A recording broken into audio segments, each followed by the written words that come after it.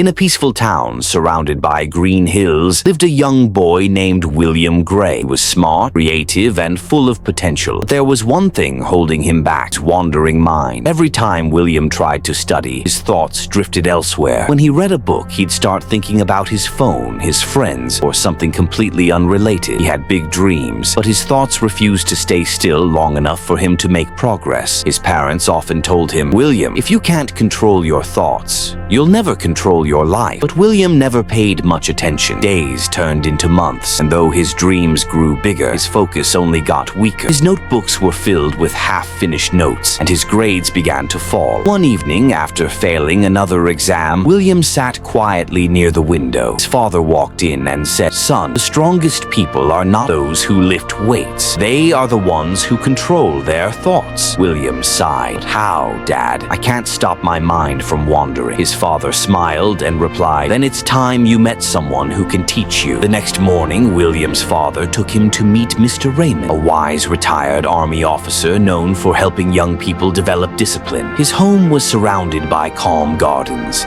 the air filled with the sound of birds and wind chimes. When William explained his problem, Mr. Raymond listened patiently and said, "Your mind, my boy, is like a wild horse. If you don't train it, it will throw you off. If you learn to control it, it will take you anywhere you want to go." He handed William a lit candle and said, "Walk around the garden once, but don't let this flame go out." William smiled, and it sounded simple. As he walked, the wind blew. Birds chirped. His attention drifted. When he returned, the candle was out. Mr. Raymond asked, "Why did it go out?" William said, "I got distracted." Mr. Raymond nodded. "Exactly. The candle is your focus, and the wind is your thoughts. If you let distractions in, your focus will fade." That day changed something in William. He began his mental training. Every morning, he sat quietly for 10 minutes, breathing slowly, trying to focus on the present moment. At first, his mind refused to cooperate. Thoughts about school, friends, and worries flooded in. But day by day, he improved. His thoughts still came. But now he didn't chase them. He simply noticed them and brought his focus back. Weeks passed. William's teachers noticed a change. He was calmer, sharper, and more confident. His concentration improved, his grades rose, and he began to enjoy study. He learned to live in the moment instead of drowning in distractions. A few months later came the National Science Championship, where the country's best students would compete. William was chosen to represent his school. Before the event, fear crept into his mind. What if I fail? What if I forget everything? Then he remembered Mr. Raymond's words. "Your thoughts are visitors. Let them pass. Stay with your purpose." When the timer started, William focused only on the question in front of him, while others panicked. He stayed calm and steady. Hours later, when results were announced, his name echoed through the hall. William Gray, first place. The room erupted with applause. Teachers hugged him. His father smiled proudly. Mr. Raymond simply said, "Now you understand, William. Trained mind can do anything." William nodded. "Yes, sir." It wasn't luck or talent. It was focus. Years later, William became a successful engineer and motivational speaker. He often told young people, "The greatest battle is not outside. It's inside your mind. Train your thoughts. You can change your life." So, if you're listening to this story, remember this. Your thoughts create your reality. Don't let them control you. Train them. Guide them. Shape them into strength. Start small. Sit quietly. Breathe. Focus on what truly matters. The moment you master your thoughts is the moment you master your destiny. Your success begins not tomorrow, but